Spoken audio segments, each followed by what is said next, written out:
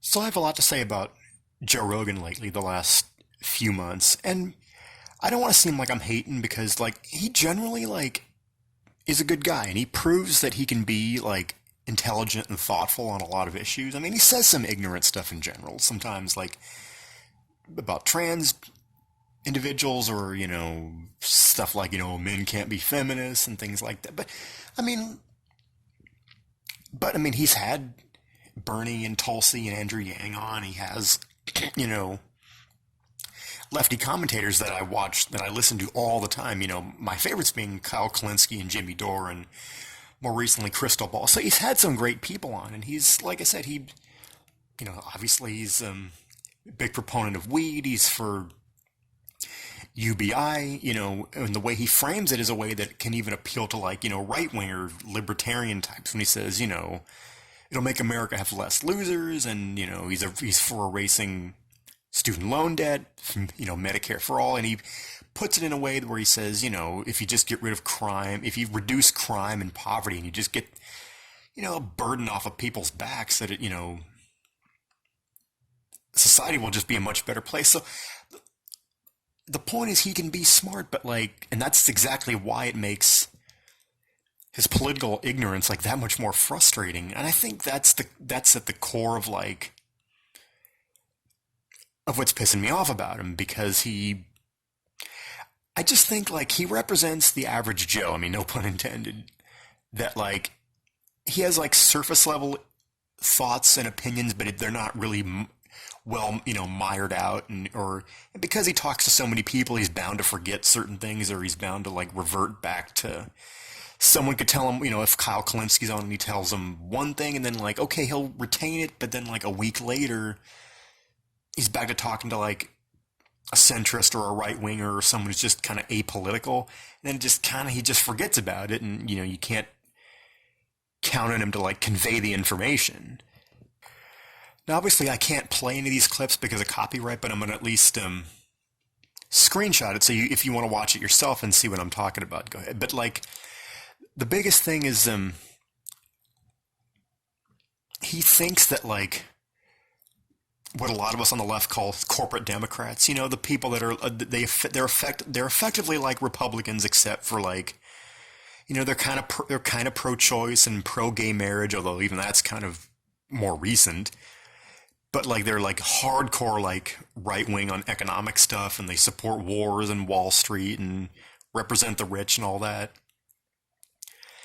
He's still at this late date, despite having prominent lefties on. It's he doesn't understand that there's a difference between centrist corporate Democrats and the left, and and nowhere is that more true than when he references the protests, he keeps referring to Eric Garcetti and Wheeler and Governor Newsom. He keeps calling them the left. It's dude. They're not. They're not for defunding the cops. They're not for, the only difference between them on that. Oh, and that's another. I'm not trying to get all sidetracked on 17 different things, but he's also been saying some ignorant, stuff about masks. He's getting kind of conservative right wing on when it comes to lockdowns and wearing a mask and all that. See, that's one thing that even the most right wingish Democrat, at least they're I'll give them that. They're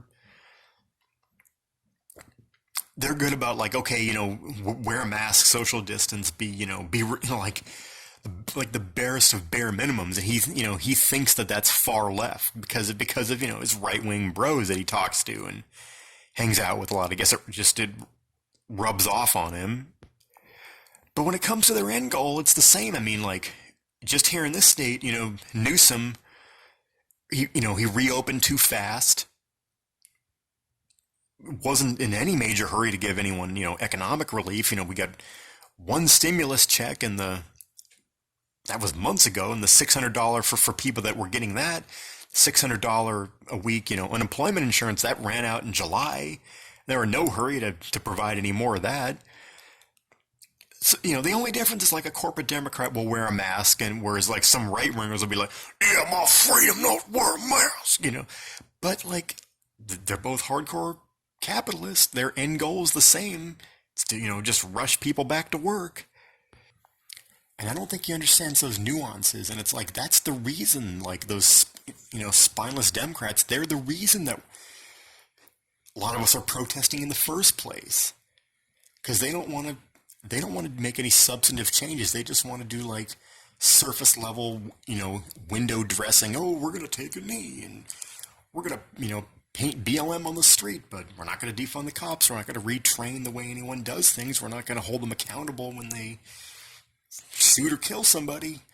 I just, like, bro, please, can you understand the distinction? It's like, it's like long time back to, to get Jimmy Dore, get Kyle Kulinski back. I mean, even if it's just a Skype interview, like, please just get a lefty on again, you know. And I just think he's, as I said before, he's not a bad dude.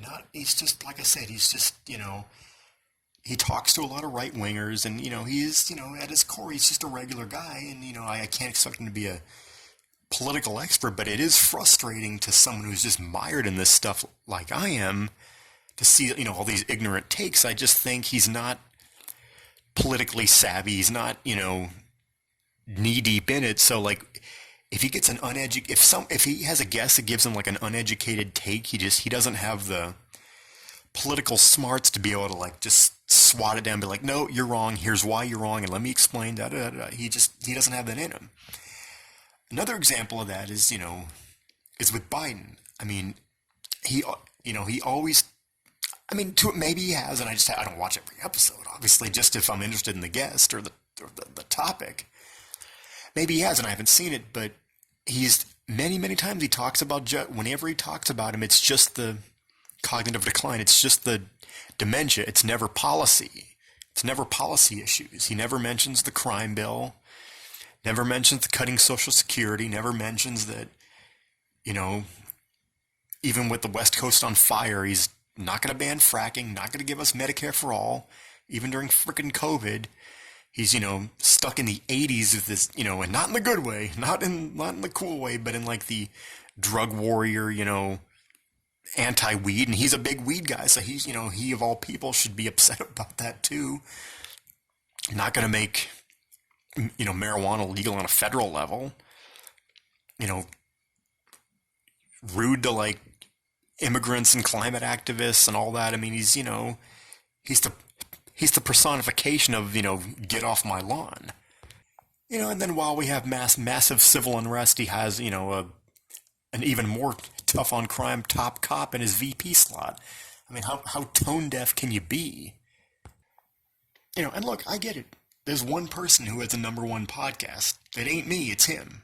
I get that.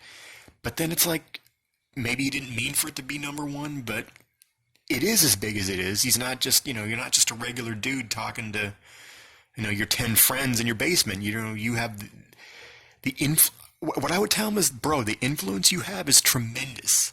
Tremendous. I mean, you really can sway things. I mean, he's the new Leno and Letterman. He's the new Conan. He's the new, all of that. So it's like being, brushed up, boned up on politics and issues while like the world's seemingly falling apart. That is so important, so it's like, I just hope that, like, because I think Kyle actually talks to him, and I think they're actually kind of friends at least on a surface level. It's like, if they still talk, it's like, I pray Kyle, like, gets through to him and just, tries to straighten him out a little bit on this.